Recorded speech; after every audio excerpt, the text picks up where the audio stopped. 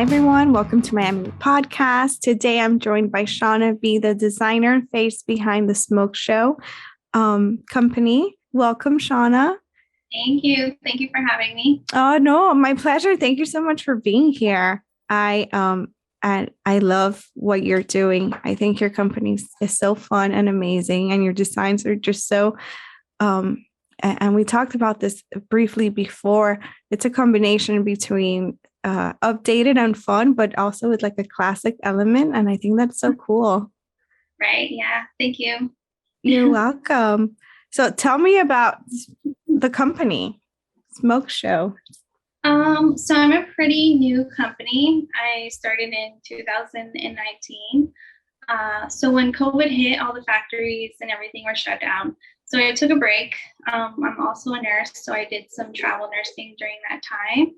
And then last year, I basically relaunched it. And since the relaunch, it's been going really well. Yeah. That's amazing. So wait, before we get back into the company, you're a nurse too. Yes. How did you navigate COVID and dealt with all that stuff? It was crazy. It was like a movie. Yeah. Because when it first hit, I decided to go to New York City to help out. I was supposed to go for 3 weeks, 21 days. I worked for 21 days straight. And it was wild because New York City was shut down. And I mean, we had to get escorted everywhere by police because there was like news reporters following us and asking us questions. And then the family members were all angry. They weren't allowed in the hospital, so they would rush us at the door. It was insane. And then I ended up staying another 21 days. So 21 days turned into like a year of traveling. So I went to New York, I went to Miami, I was on Jackson and and I did Texas as well. And then now I'm home, like I'm not really traveling anymore. So. Oh my God. Well, obviously, thank you for everything that you did. I can't imagine what that would be like to have to face such a scary, uncertain time and do it away from home too. And you have a family. Yep, I do. So it was rough. It was really bad. A lot of people died. But at least I had some breaks where I can go home for a few months and then go back out. And then after Texas, I feel like so many people died that I just mentally couldn't handle it anymore. So I took 6 months off and I was like, I really need to do something that makes me happy and something that I love. So I'm like, I'm going back to SMOKKE Show and I'm really like going like full force this time. Right. And so by the time you came back to SMOKKE Show, obviously I think the companies had opened up like manufacturing. So was that easier? It was, yeah. It was a lot easier. The communication was back, the factories were open, and everyone was starting to want to go back out. So it all worked out. That's incredible. Because usually when we put something in the back burner, like a lot of people don't come back to it. Mm-hmm. What's the passion that you have for this specific, little baby that was SMOKKE Show 2 years ago?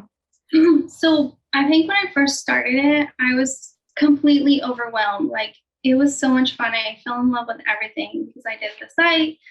I do all the inventory, customer service, marketing, but I was extremely overwhelmed and I didn't have, I guess, like a mentor or like a blueprint really on how. Oh, wow. It kind of wore me out. And then COVID came. So I was like, okay, well, I'll just do this for now.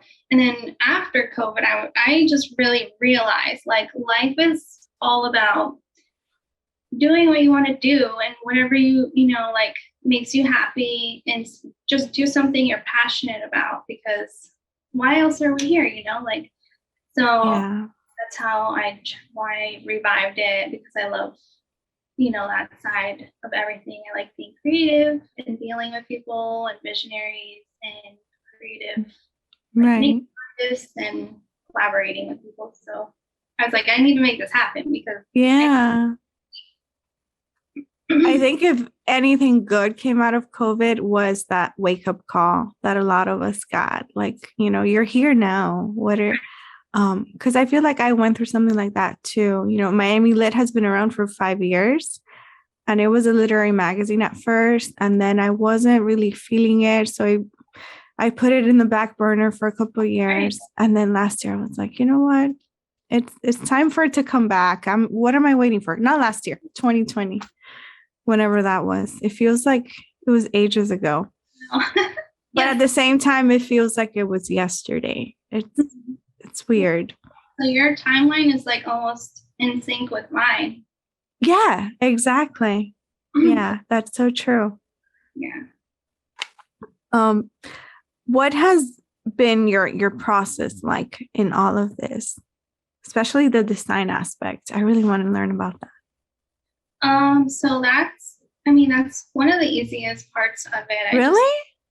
Yeah. So I've always like in high school, I was voted trendsetter of high school trendsetter of the year, because I would always do things and see like if it would domino effect through the school, and it always would. And my friends are like, "You're so crazy! Like you have people like doing all these crazy things with their shoelaces and their shirts." And so that part is easy. Like I just think of something and I feel like I'm really good at like trend setting. Maybe it's fun for me. You have a good intuition. Right. Yeah. Yeah. That's awesome. Like the next thing that influencers are going to wear. So I just find pieces like that. And then I sample them, I order them to make sure the quality is good. And then sometimes I change things around with the manufacturers. And that's basically it. As long as I approve it, then I put it up, or I do photo shoots in them. That's awesome. And then obviously you have like the behind the scenes, right? Like customer service and all that, which you also do on your own. I'm not doing customer service because that is not a whole different animal. Right. I'm not doing that part anymore in my social media as well. So that lets me focus on the bigger things that I like to do. Right. That's smart. Yeah, because it's a lot. It is a lot. Yeah, so many moving parts, and then you have actual merchandise that needs to go out right. and get to people. That's difficult. What advice would you have for anyone that's starting off with their own brand? I mean, I would say think about it for a while and definitely do your research. Make sure you're doing it for all the right reasons and it's not just like a money thing. Yeah. And figure out your resources. Like there's so many grants out there that can help you.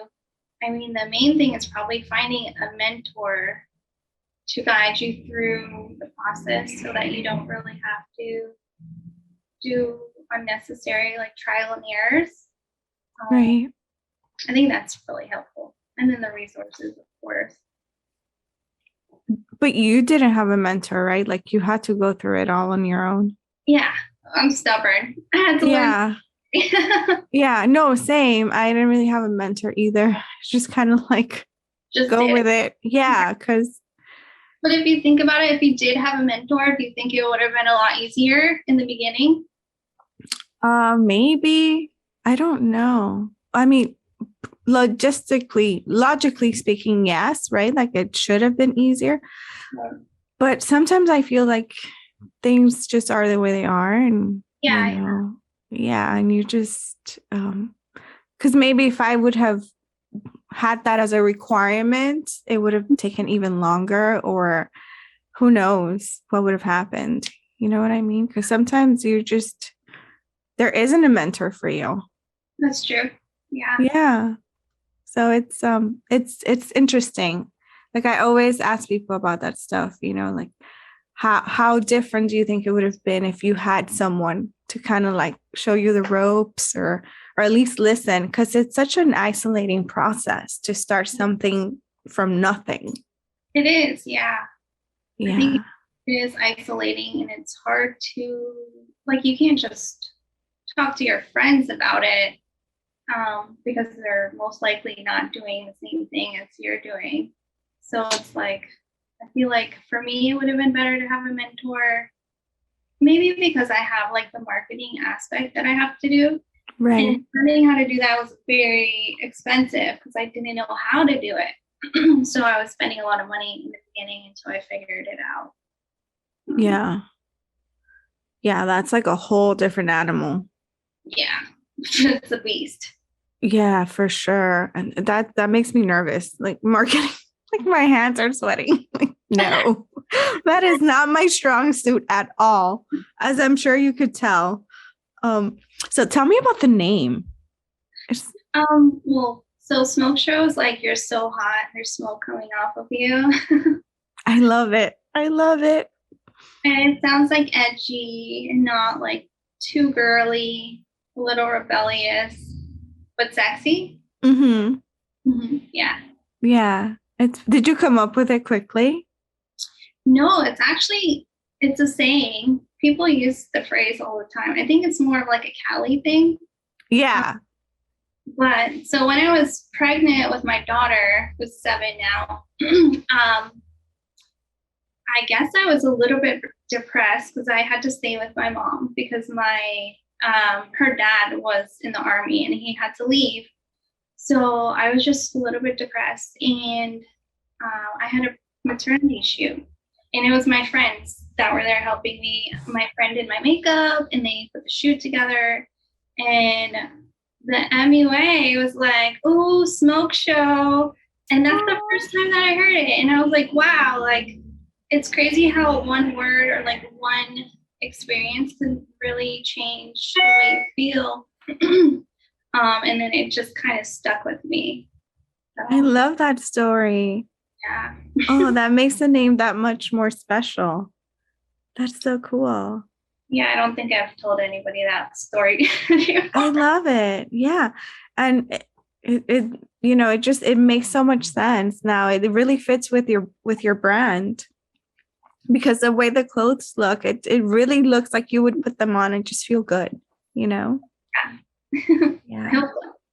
Yes, for sure. I love it. So what has been the most exciting experience so far that you've had through Smoke Show? Maybe just the journey of just watching an idea come to life and then surpassing all of my goals that I had so quickly since I relaunched it. Right. Because, I was like, Fashion Nova is so successful. They use all of their influencers and they hit everybody with the Fashion Nova, promo. And I'm like, I want to do something a little bit different. I know that's like the right way to do things, but I want to go a little bit old school with like magazines, styling, like incorporate all the fun stuff. Right. So I think the magazines being published in Maxim and Harper's Bazaar is definitely at the top of the list. I can imagine. Oh my God, that's so exciting. Yeah, because when I was in high school, I would cut out like all of these images and pictures and just have a collage on one whole wall behind my bed, like the whole entire wall from the ceiling to the floor. That's your vision board. Yeah. That is so cool. Oh my God, that's amazing. Yeah. And you've been featured a couple of times, right? Your brand. Mm-hmm. So I think 4 times in Maxim, once so far in Harper's Bazaar, and we have another shoot coming up soon. We also have a Playboy shoot coming up that I'm styling for. So nice. How do you prepare for that? Like, what's the process for that like? Mood boards. Yeah. Definitely. Oh my goodness. That must be so exciting to like see it all, the end product. Definitely. Yeah. And the pictures always come out amazing. I'm like, this looks amazing. Yeah. You're like, I did that. Yeah. Oh, that's so fun. Yeah, I think there's nothing better, right? Like than to like really see the efforts of your labor Hmm. like Yeah. that. Yeah, I think that's just so satisfying. It makes it all worth it. Yeah. All For the sure. craziness that you had to go through. Yeah. Yeah. Definitely. Yeah. I think that's so cool. Um, so if you see me looking down, I have my notes here that I sent you in the email. Yeah. I wrote them. My chicken scratch. So do you have like a preference in materials that you like to work with that you look for? So I've been thinking about this a lot lately because everything that I love is so bad for the environment, like leather, Oh silk, yeah. all of that stuff. So I like mentally transitioning into maybe changing the materials because it's just there's so many issues going on right now in the world. I feel like Yeah. maybe it's time for like everybody to make small changes. Right. Um, so I mean, I'm thinking of doing like vegan leather instead. Most so like spandex and polyester, rayon, all of that type of material, they're synthetic fibers. So when you wash them, they have microfibers that go back into the washer machine and they go into our rivers and our lakes and our oceans. And people I don't didn't know realize, that. yeah, nobody talks about it, but 35% of the ocean's um, pollution is the microfibers from the clothes that we're wearing. And then all the clothes that we get rid of, I mean, that doesn't decompose, that is Right. for our environment as well. So I'm trying to figure out a way to transition my clothing into something more eco-friendly. So what would be like the ideal eco-friendly materials? Like organic cotton, vegan leather. There's not too many options to be honest, Yeah. but yeah, I'm working on that part. Wow. I did not realize that about the washing machines. I had no Mm-hmm. idea. Yeah, and then even cotton, they spray all the cotton fields with Hmm. chemicals and everything, but organic cotton, they don't do Right. that. So I'm researching that part and seeing how I can change what I'm doing a little bit. Yeah. Wow. That's incredible. And I'm pretty sure it's gonna all that work is gonna pay off because it sounds like it's something that is necessary, you Yeah, know? we'll Yeah. hopefully have an idea or think about those things because I never No. thought about it. Right. And then I learned about it and I was like, wow. Yeah, no, I had no idea. And I try to like stay as conscious about what I bring into the house as possible, but there's just so much. So much, I know. And we're just so used to whatever's available. You Mhm. just take it and move on. Right. But yeah, you're right. If everyone makes a little change, it adds up.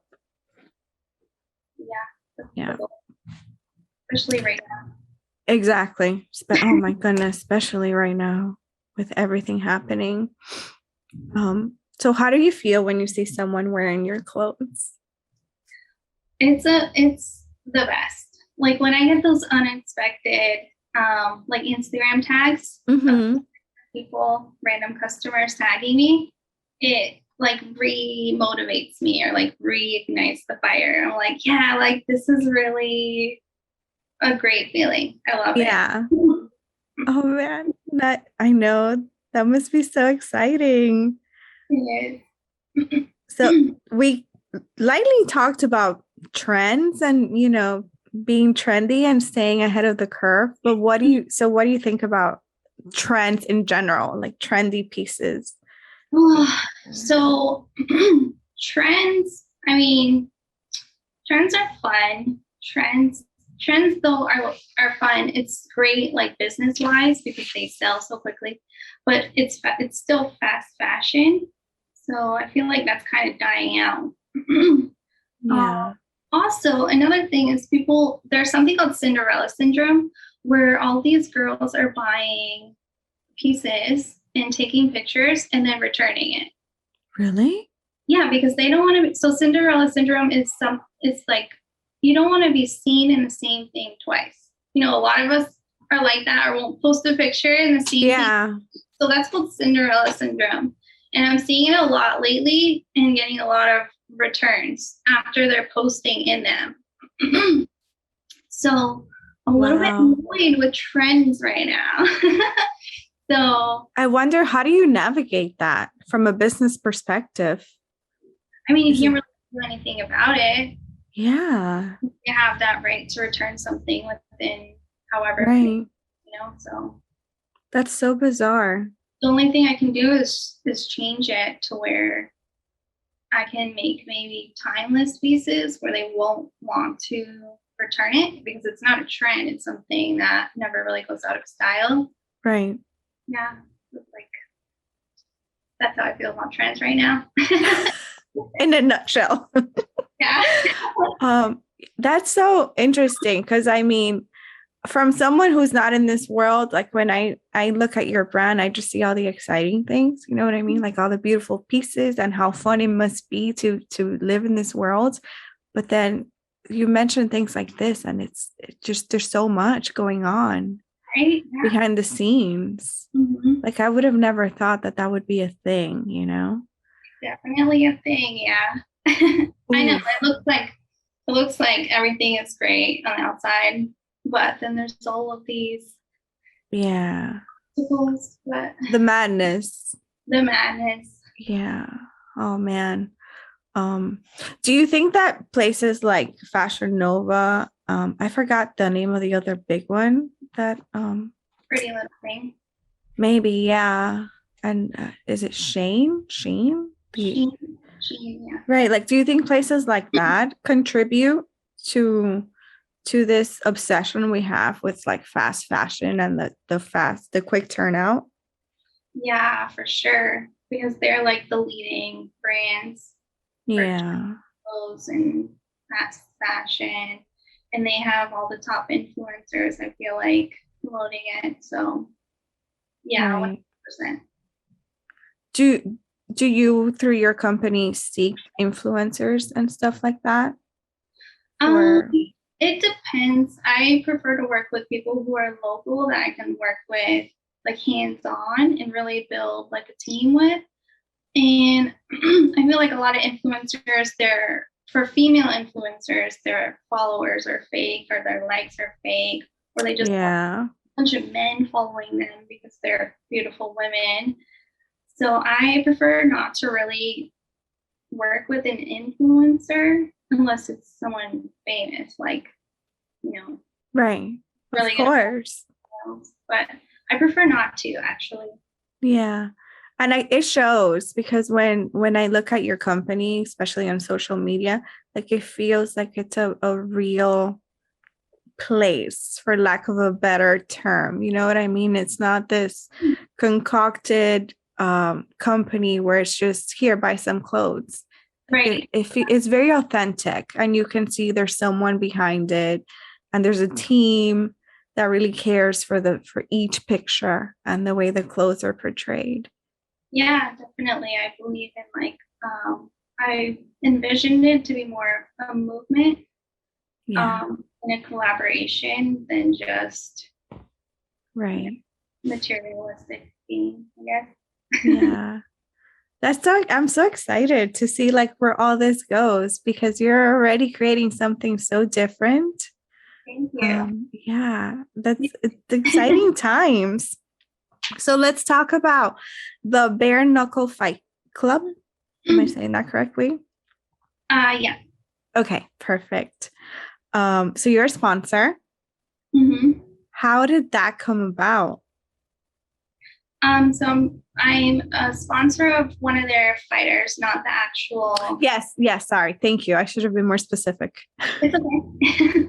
I know it gets confusing, but so we actually have a mutual friend, and I saw on Instagram something about him needing a sponsor for his fight.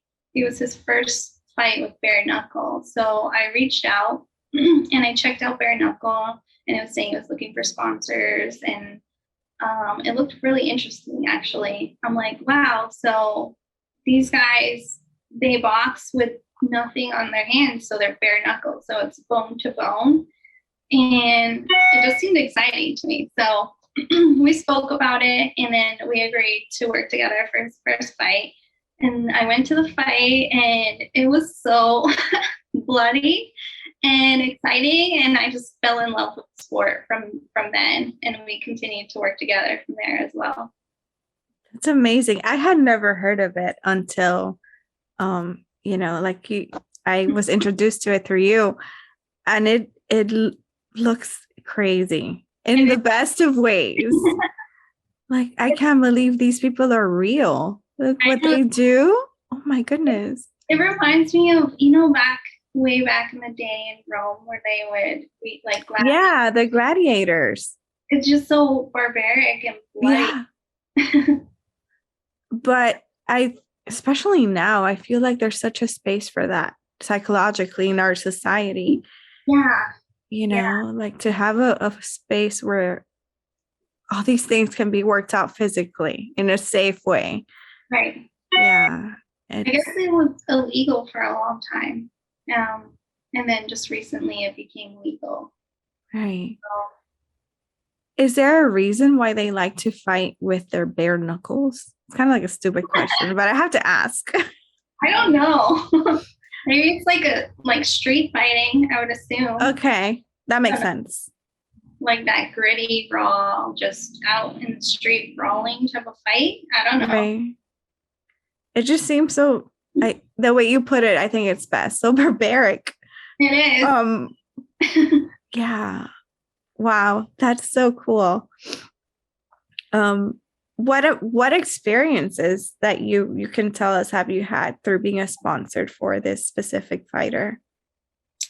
I mean, I guess just watching him grow as a fighter and being a part of the journey, maybe. I guess. Definitely being there live and seeing it and watching those fighters grow as well. Yeah. And seeing my brand in interviews, that's always good. Oh, yeah, I know. That must be a special feeling.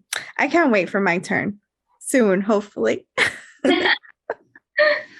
Hopefully soon. So you wanted to talk a little bit about NFTs, right? Yeah, I wanted to know your involvement and like your take on NFTs. I know a lot of people don't really understand it. Yeah. Really into it. So right. Your perspective. So here's why I like them, why I think they're important. Like art for so long, especially like established artists have had to have a middleman, right? So like a gallery or someone representing them. And they take so much from their profit, usually, well, not usually, all the time, they take 50%, which is a lot. Yeah. And which is why art is so expensive. Well, one of the reasons art is so expensive. So I feel like with NFTs, that middleman can be removed. And now, besides the art just living for, eternity, as long as the blockchain's alive, which technically should be forever. Right. Now, people have access to art and to the artist, you know what I mean? Mm-hmm. And you can have that connection and you can be a collector.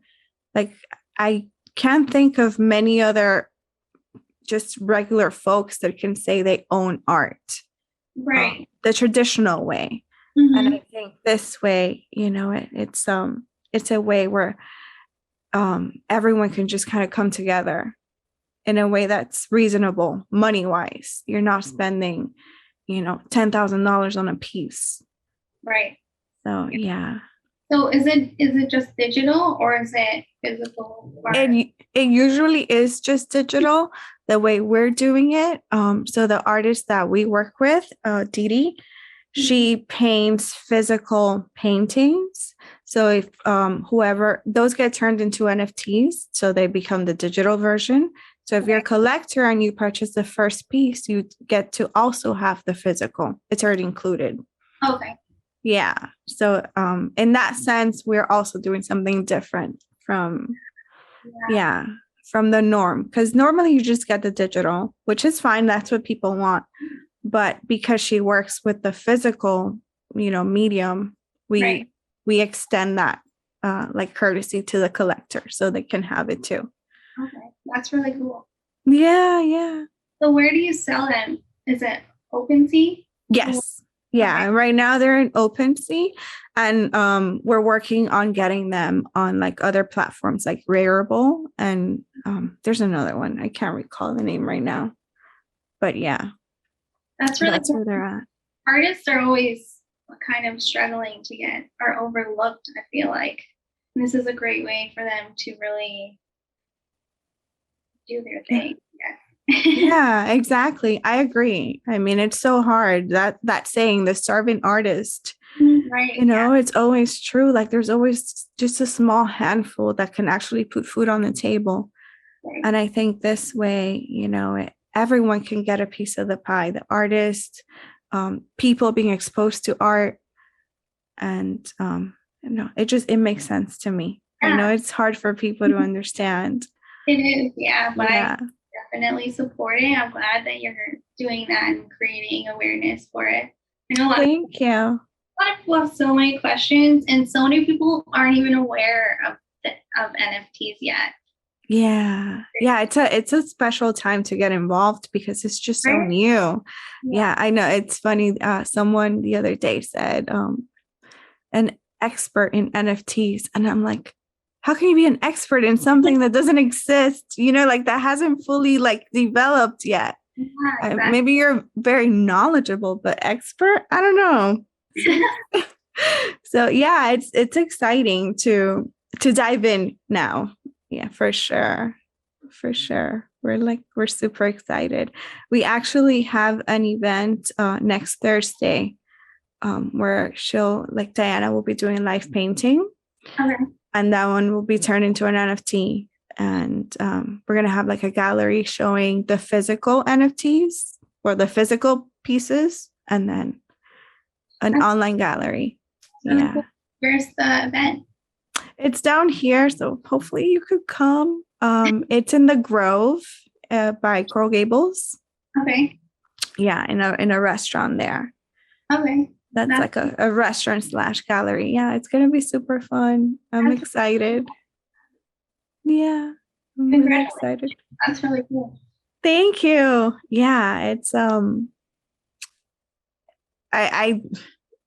a loss for words, but you know, like when you start something and you know what you want it to be, but then when it actually happens, it's like beyond what you thought. Does that make sense? Yeah. So like that's where I'm at right now. I'm like, oh my God, like it's happening, and it's way better than I thought it was gonna be. For real. Yeah. Because when I started Miami Lit, I wanted it to be a space for creatives, you know, to build a community where creatives can have a space to, you know, discuss their work and expose, you know, have an audience. But yeah, this is like way beyond what I could have like dreamed up. So it's fun. It's little. It's a baby right now, but maybe I was just gonna say you're probably just getting started too. Yeah. It's a baby, but it's exciting. I can't wait. Can't wait for next Thursday. I'm excited. Yeah. Do you have any other questions about that or? Not really. No. I know it's so new. It's like there isn't really much yet. But yeah, you're right. A lot of people don't understand. And it took me a while to wrap my head around, like, why would I buy something that I can't grab, you know? Right. And then, like have. And then this whole metaverse. Yeah. Thing. I was trying to explain it to my brother, and he's been off social media for like 2 years. He's completely off the grid. And he's like, oh, good for him. People are creating like a digital universe and selling and buying stuff in there. Like he just couldn't wrap his head around it. It's crazy. That sometimes I still have difficulties with. But then, you know, you think about like the generation that's coming up, and all these kids buy all these things on Fortnite. And what's the other one? Roblox, is it, or Minecraft? I don't know. I get them mixed up. I don't know. But they're spending real money, you know, and to be inside this game. So it's like it's the same thing, just in a larger scale.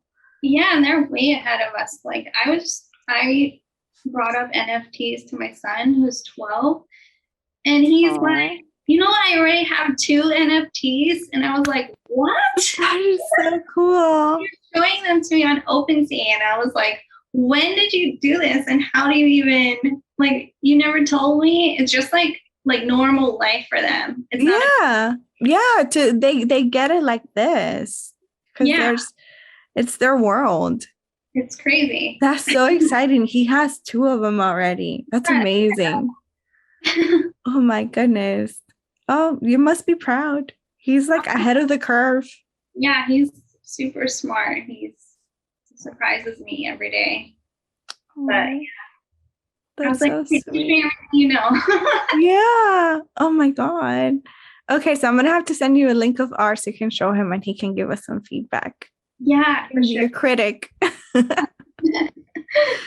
So now you mentioned your son. How do you balance all these hats that you wear? Well, luckily, I mean, they're in school all day. So yeah. I have time to do my own thing. That pretty much saves me when it comes to them. I just have to have like really strict time management because there's just so many things to do. I hear you. I hear you. Would you ever go back to nursing? I'm actually doing it right now. You are? Yeah. I work 3 days a week right now. I took like a rapid response because, you know, another wave of COVID just came. So I just took it like a 3-month contract, but it's almost over. Wow. Oh my goodness. I'm just in awe of like, where do you get all this strength, like mental strength? That must be a lot to deal with. I don't know. Like really good espressos, café con leches. Yes. Oh my God. Yeah. So speaking of café con leche, what's your favorite part about like living in South Florida? The weather, the beaches. I mean, that's definitely my favorite part. I'm originally from Canada, so. What part? From Toronto. Oh, I have some friends from Toronto. Oh, really? One of them is actually there right now, but she's visiting. She'll come right back. Oh, okay. I'm like, when are you coming? Yeah. I've never been though. I want to go. You should go. You would like it. It's completely different from here. I can imagine. It's a different life. Mm-hmm. Yeah. So how old were you when you came to South Florida? So I was born up there in Scarborough, which is like a suburb of Toronto, right outside of Toronto. And then we moved down to Hollywood. I was 2 or 3, so I had my whole childhood in Hollywood. And then middle school, we went back up to Toronto. So I did 8th grade, all of high school up there, in some college. And then I was back and forth waiting for my citizenship. So yeah, but now I'm here permanently. Yay. So did you notice like a big difference in the education system between the US and Canada? There's a huge difference. Right. They actually start a year earlier. So I feel like the kids just get a better head start. And it's very multicultural there. So you learn a lot about different countries. And I feel like here you don't really learn that much about history besides American history, and about different cultures besides, you know, like the typical cultures that live down here. So like Hispanic, African American, and Caucasians. We're up there. There's a lot of Asian people and Indian people. There's a lot of different types of foods. So I feel like they're well cultured, I guess, up there. And I do feel like the schools up there are a lot better. Yeah, it's a shame with all the resources that we have. Our education system is not up to par. Yeah. It's a problem for sure, but hopefully you'll get better. Hopefully. Kids like your son, they're so smart, can like become adults and help fix it. Well, thank you, Shawna, so much. It was so nice to meet you. Yeah, you too. Thank you so much. I love your whole podcast, the whole vibe, and the message you have going on. I really like it. Thank you. Oh, that means a lot. I appreciate that.